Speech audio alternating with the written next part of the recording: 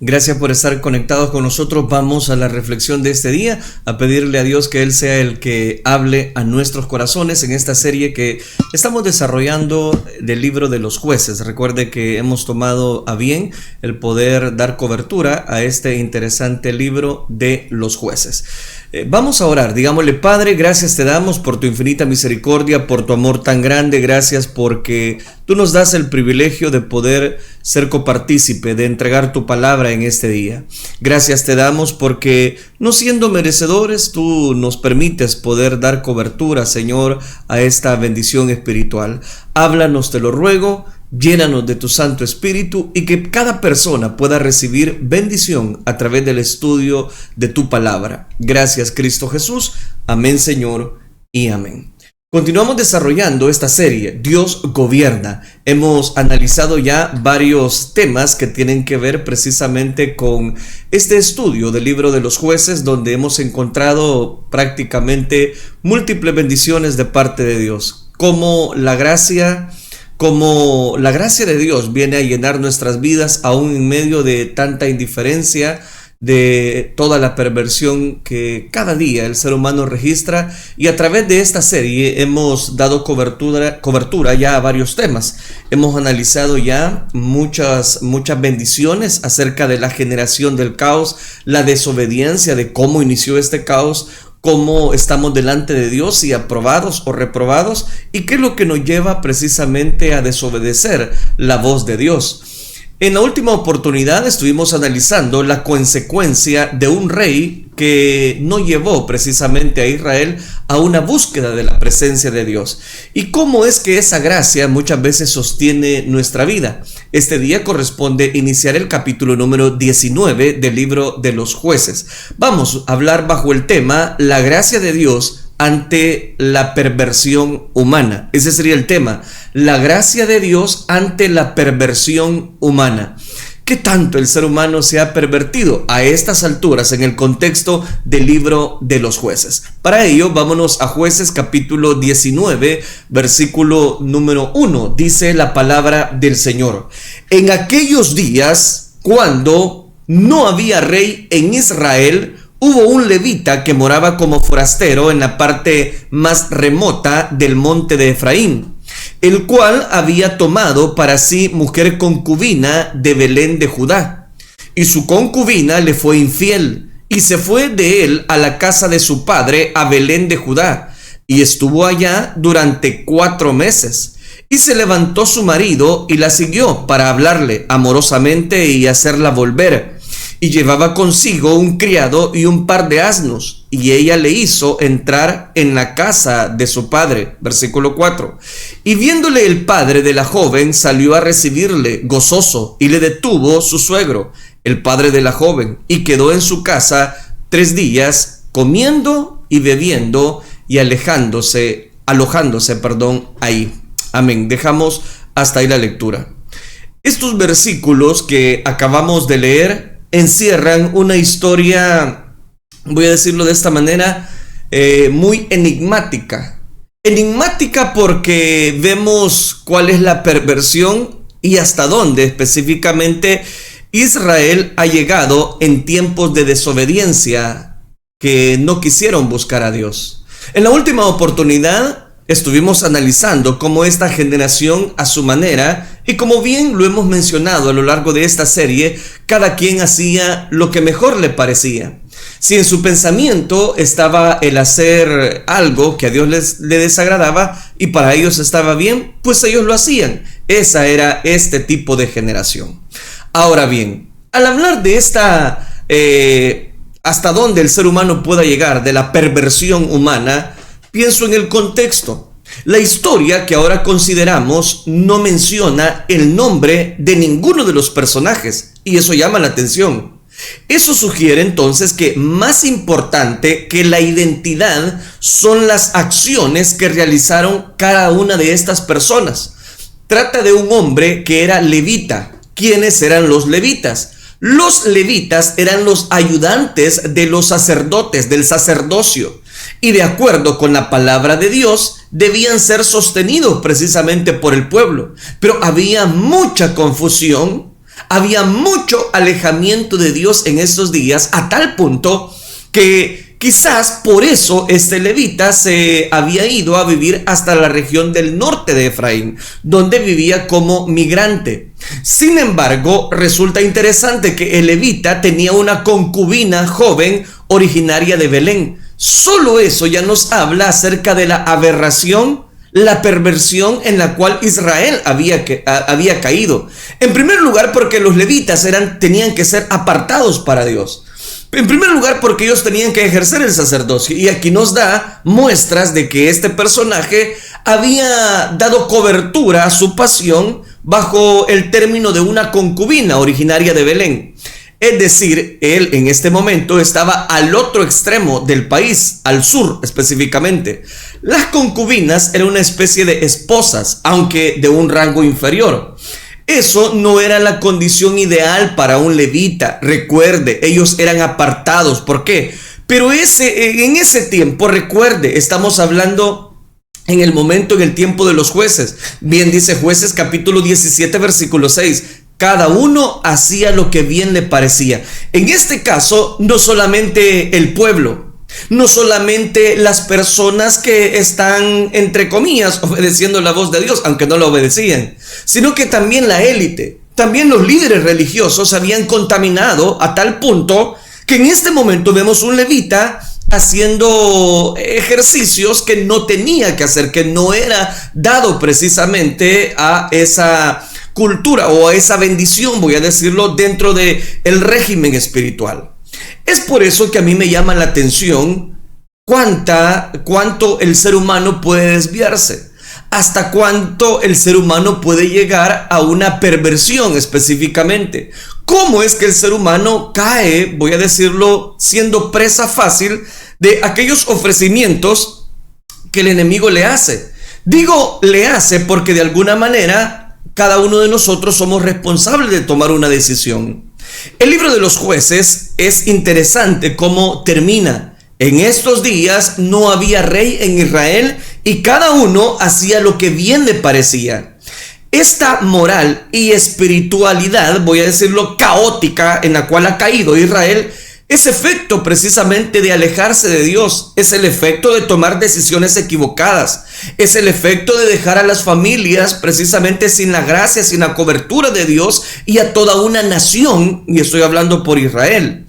Este libro nos predica que la razón por la cual Israel tenía este ciclo de caos y autodestrucción era porque no había, voy a decirlo, una persona que gobernara en nombre de Dios. Es decir, que Dios mismo no estaba gobernando en los corazones de Israel. ¿Por qué? Porque ellos se habían apartado de la voluntad de Dios.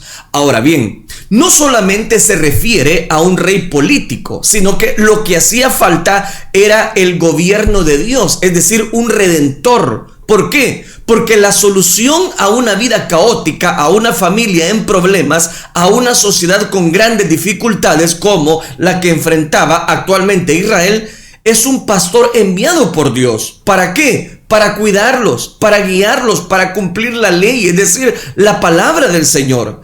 Pero el libro de los jueces termina sin responder. ¿Quién sería este rey?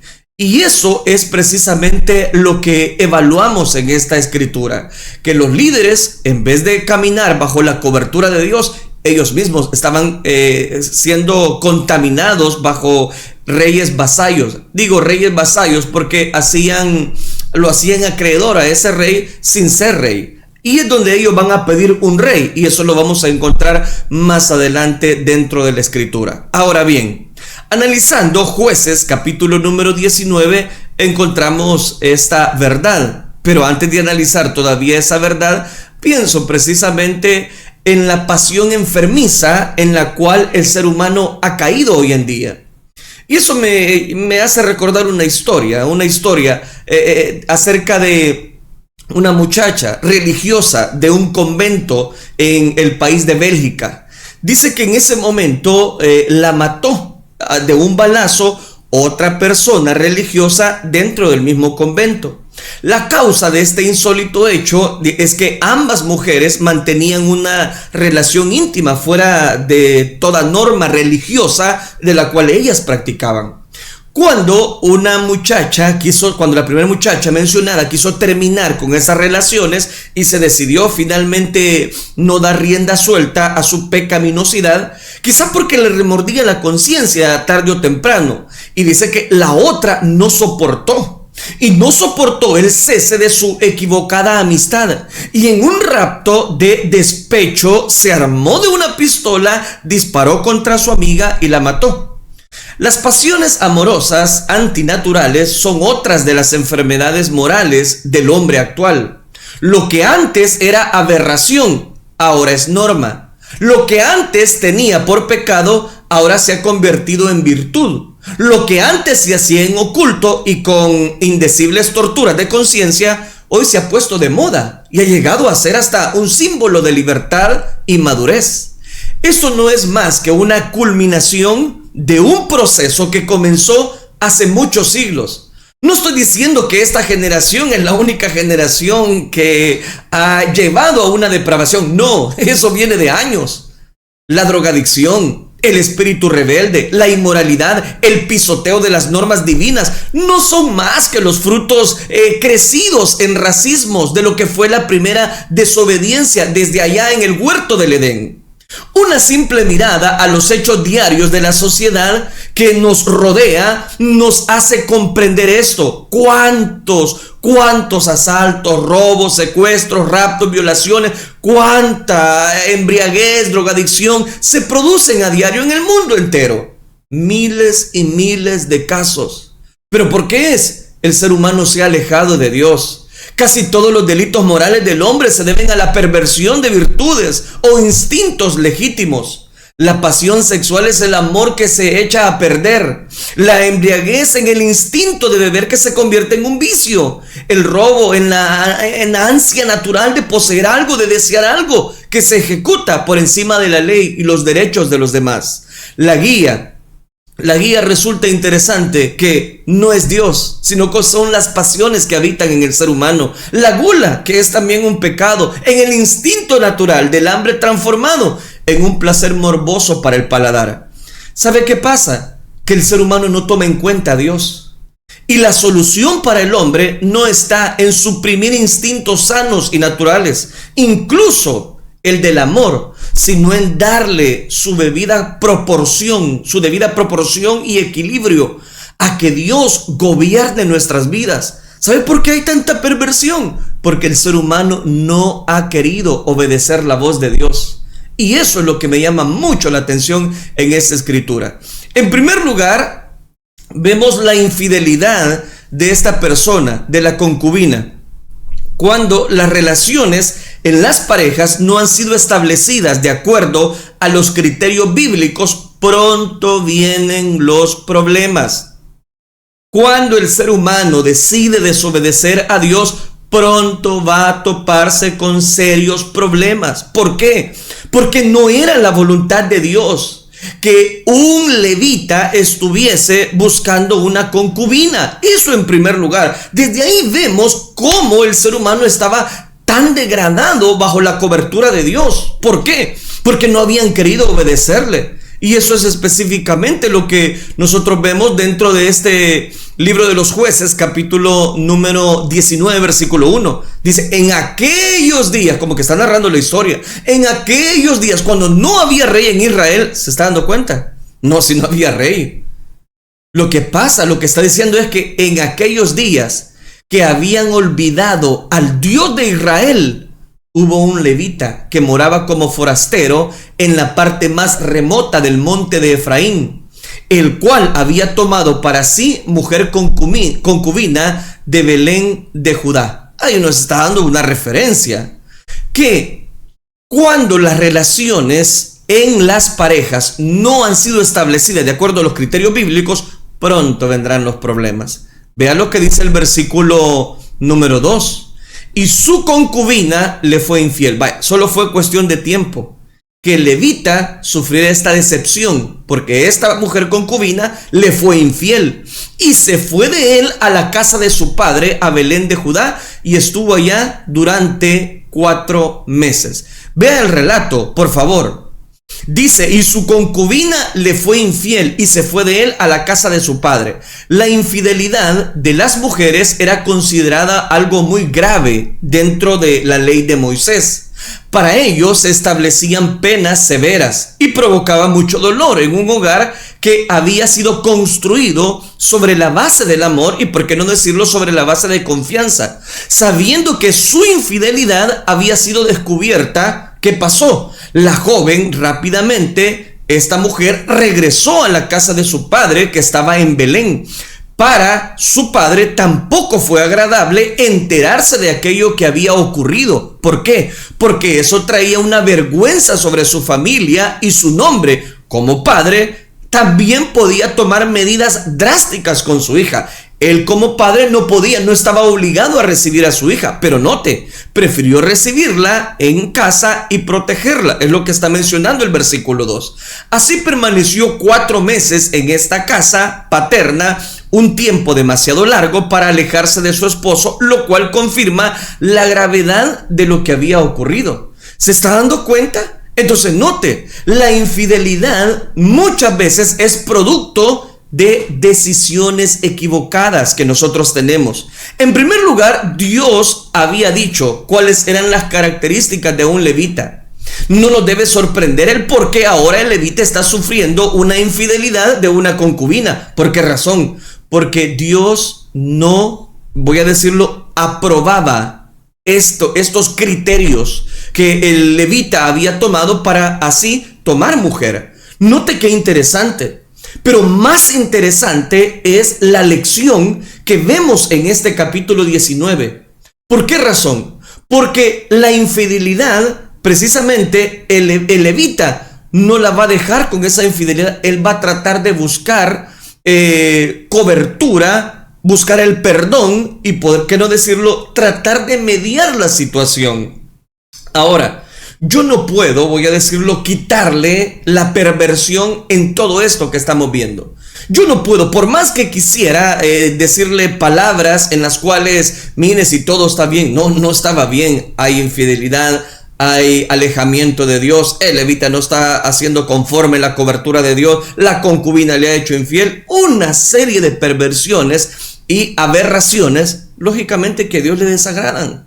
Pero hay un detalle, véalo, versículo número 3, el levita va en busca de la concubina. Dice el versículo 3, dice que se levantó su marido y la siguió para hablarle amorosamente. O sea que el levita se va, después de 4 meses, va a buscarla, va a hacerla volver. Y llevaba consigo un criado y un par de asnos, y ella le hizo entrar, oiga esto, en la casa de su padre. ¿De qué nos habla eso?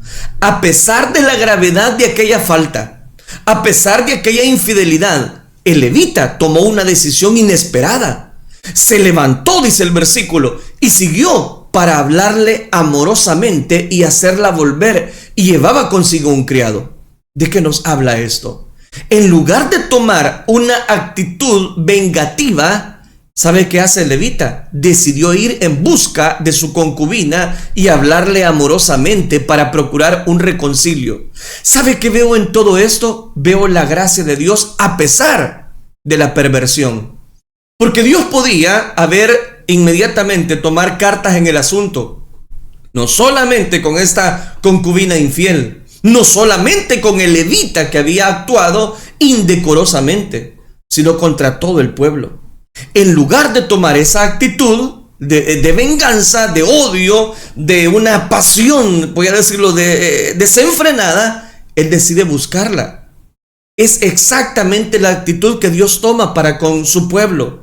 A pesar de que muchas veces nosotros le damos la espalda, a pesar que muchas veces abiertamente desobedecemos la voz de Dios, a pesar que hemos caminado siempre bajo un criterio nuestro y no el criterio de Dios, Dios siempre extiende su gracia, Dios siempre extiende su amor. La actitud de este hombre realmente es ejemplar y de manera simbólica expresa lo mismo que Dios hacía con su pueblo Israel. Había sido infiel con Dios, pero él le buscaba amorosamente para hacerle volver. Lejos de que el levita fuera un hombre sin dignidad, estaba mostrando una altura moral sorprendente. La verdadera hombría entonces consiste en imitar a Dios, quien perdona a los infieles. ¿Sabe por qué le titulé a esta reflexión de esta manera? Porque nosotros somos personas muchas veces infieles para con Dios, y Él sigue siendo fiel. Y Él sigue manteniendo su posición, aunque nosotros estemos, voy a decirlo, desgastados, no valorando lo que Dios ha hecho en nuestra vida. Él sigue valorando lo que Él ha hecho precisamente. La actitud de este hombre no solamente es ejemplar, y de manera simbólica puedo mencionar lo que Jesús hizo por nosotros en la cruz del Calvario. La actitud de este hombre nos lleva a reflexionar. Lejos de que el levita fuera un hombre sin dignidad, nos enseña que Dios siempre tiene misericordia en el momento que nosotros más lo necesitamos. Es algo muy importante que debemos tener en cuenta aquellas personas, aquellos hombres precisamente que han desobedecido, mujeres también, que desobedecen abiertamente la voz de Dios. Que Dios siempre tiene cuidado, que Dios siempre tiene control, que no nos escapamos de la cobertura de Dios, que siempre, voy a decirlo de esta manera, estamos bajo la gracia de Dios cuando nos mantenemos firmes ante esa adversidad. Es importante que reconozcamos hacia dónde hemos descendido, en qué camino nos mantenemos y hacia dónde nosotros valoramos. Hay tantas personas que buscan sus propios criterios espirituales, cuando ya Dios marcó la buena y perfecta voluntad de Él. Dios tiene cuidado y control de todas las cosas. Por favor, todo lo que sucede a su alrededor, usted tiene que poner un alto, un stop. ¿Por qué? Porque si no, usted va a ser presa fácil del caos que habita en este mundo. Donde quiera que vaya, aunque usted se vaya a diferentes lugares, a diferentes colonias, a diferentes países, la perversión humana siempre va a llegar a tocar la puerta de su corazón. Y si usted no está siendo gobernado por Cristo Jesús, usted va a ser presa fácil del enemigo. Usted puede esconderse donde quiera y va a ser presa fácil del enemigo. Siempre lo va a encontrar. ¿Por qué? Porque la naturaleza pecaminosa habita en nosotros. Yana, de 15 años de edad, subió a la plataforma, tomó el micrófono en sus manos y cuando el piano dio los acordes de la introducción, comenzó a cantar. Entonó una canción espiritual, una canción que conmovió a todo el público. El público que llenaba la sala de aquel concierto sintió la emoción de la música, del canto de la joven precisamente que interpretaba. Porque Yana, de 15 años de edad, llena de vida, llena de entusiasmo, llena de optimismo y llena de alegría, no nació como los demás seres humanos. Ella fue el producto de un aborto. Yana la recogieron en una clínica de abortos y la reanimaron milagrosamente. La sacaron literalmente con vida, pero no del vientre materno, sino de un recipiente clínico lleno de solución salina. Yana no nació, por lo menos no de un modo normal, pero vive, desborda entusiasmo, seguridad y vida. He aquí uno de los pocos casos en que una criatura que fue arrojada precisamente violentamente del cuerpo materno, siendo solo un feto, pudo ser rescatada después de la atroz acción que su madre cometió. Este hecho es más notable aún debido a que esta persona, a que esta muchacha, Yana, que fue adoptada por una buena familia, superó varias deformaciones, padecimientos congénitos, lógicamente, y venció enormes dificultades hasta llegar a ser una brillante cantante cristiana a los 15 años de edad. Si quisiéramos describirla poéticamente, podríamos decir que Yana se parece al lirio de los pantanos. Esto surge del fango, pero crece, se desarrolla, hasta asomarse a la luz y abrir una blanca y delicada flor. ¿Para qué? Para hacer el encanto, la chispa que la luz necesita. No importa, y por eso quiero decirle y narrar esta historia, no importa cómo nacimos, lo que importa es el hecho innegable de nuestra presencia en el mundo. Importa nuestro crecimiento e importa el desarrollo que tengamos en la vida. Podemos tener un origen muy sencillo, tal como haber nacido en una cuna muy pobre, incluso en medio de la miseria física y moral más vergonzosa, pero nunca dejamos de ser criaturas de Dios. con el potencial de ser llenos de su amor infinito, de ser elevados hasta las alturas celestiales. Sea cual sea nuestra llegada al mundo, vengamos del trasfondo que vengamos, hayamos o no sido víctimas de la más vil perversión humana, y aunque hemos nacido en una tremenda deploración, Dios nos diseñó y nos creó a su imagen y semejanza para ser hijos suyos. Es nuestra razón de ser. Mi querido amigo, mi querido hermano, hermana, le hablo precisamente en el nombre de Cristo Jesús. No importa la perversión que usted ve a su alrededor, no importa cuánto pecado, usted asegúrese que usted está siendo gobernado por Cristo Jesús. Asegúrese que el Rey de la Gloria esté gobernando su familia. Asegúrese que en medio del caos, en medio de una tanta indiferencia, usted tenga la gracia y la misericordia de Dios. ¿Por qué? Porque no es del que quiere, no es del que corre, es de Dios que tiene misericordia de nuestra vida. Bien dice su palabra. Dice el libro de los Jueces 19:4, y viéndole el padre de la joven, salió a recibirle. ¿Y cómo salió? Gozoso. Y le detuvo su suegro, el padre de la joven, y quedó en su casa 3 días, comiendo y bebiendo y alojándose ahí. ¿De qué nos habla esto? Nos habla de la alegría del perdón. Para el padre de la mujer infiel fue una gran alegría saber que su yerno venía a buscar a su hija. Y viéndole el padre de la joven, salió a recibirle gozoso, y le detuvo su suegro. Y el padre de la joven quedó en su casa 3 días, comiendo, bebiendo y alojándose ahí. No era usual que un hombre actuara con tanta comprensión hacia su joven concubina. De seguro, los pensamientos de Levita iban en el orden de las muy conocidas palabras que siglos después habría de decir Jesús: el que de vosotros esté sin pecado, sea el primero en arrojar la piedra. Juan capítulo 8, versículo 7. Pero ahora, esa actitud reflexiva de Levita era suficiente motivo para el padre de la joven para alegrarse y celebrar con una buena comida. Lo está recibiendo con un banquete. ¿Por qué? Porque era una afrenta, precisamente, el que ahora su hija, que había cometido, que este levita ahora viniese buscándola, pidiendo misericordia, cuando el levita no había cometido la falta, quien había cometido ella. Entonces, ¿qué nos habla eso? Que el padre de esta muchacha se alegró. No solamente más allá de que está dando cobertura a un buen muchacho, a una buena persona. Estoy hablando de la alegría del perdón. ¿Cómo la alegría puede llegar a apoderarse de nuestras vidas, aún en momentos caóticos, aún en momentos de desilusión? Es cuando Cristo está en nuestra vida. El pecado ha hecho que el hombre se vuelva implacable. Cuando sufre algún tipo de infidelidad de parte de su cónyuge, para él es desastroso. Y hay hombres que nunca logran perdonar una infidelidad. Y hay mujeres que no logran perdonar nunca una infidelidad. Eso ha dado origen incluso a lo que se llama delitos pasionales, que se producen motivados precisamente por los celos y las traiciones de una pareja. Por supuesto que tolerar una infidelidad no es cosa fácil. Tengo que aclarar, pero la Biblia nos enseña hoy que al conocer a Dios, el conocer al Dios que perdona nuestras dificultades, nuestros pecados, nuestras infidelidades, nos convierte en personas que también pueden perdonar a quienes nos han hecho agravio.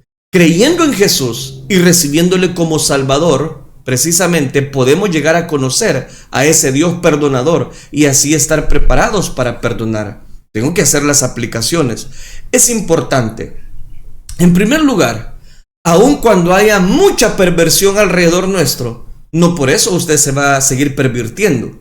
No por eso usted va a poner de excusa: es que como fulano lo hizo, yo también tengo derecho. No. Usted es un hijo de Dios, y como hijo de Dios usted tiene que mantener su posición firme como un buen soldado de Jesucristo. Como dice su palabra, el que piense estar firme, mire que no caiga. No, pero mira aquí el levita, miren qué pasos andaba. Sí, pero los errores, los errores de esta generación, y por eso le toca el contexto, es porque cada uno hacía lo que bien le parecía. Entonces yo puedo hacer lo que bien le parezca. No, vea el resultado. Siga leyendo lo que resta de este capítulo 19, 20 y 21. Hasta dónde llegó Israel en su prevaricación contra Dios. Dios está dispuesto a sostener, a socorrer, a ayudarnos en los momentos más difíciles, siempre y cuando Dios esté gobernando y reinando en nuestras vidas. Que el Señor nos ayude a cada uno de nosotros a tomar en cuenta siempre la voluntad de Dios y a no tomar decisiones apresuradas, porque Dios y su gracia siempre nos van a sostener. Oremos al Señor. Padre nuestro que estás en los cielos, gracias te damos, Dios mío, por tu infinita misericordia. Gracias por el consejo de tu palabra, el cual hacemos bien en recibir. Te ruego, Dios mío, aún en medio de tanta religiosidad barata, aún en medio de tanta perversión, tu gracia, Señor, nos sigue sosteniendo. Gracias por cada vida que está escuchando la reflexión de tu palabra. Ayúdanos a no poner de excusa los errores del ayer o los errores impresos en tu palabra. Te ruego, Señor, que tu gracia nos sostenga. Aun cuando seamos infieles, tú permaneces fiel. Gracias te damos, a ti sea toda la gloria hoy y siempre. Gracias. Recibimos tu palabra, Señor, en esta hora. Gracias, Cristo Jesús. La gloria y la honra te la damos solo a ti, Señor. Amén, Señor, y amén.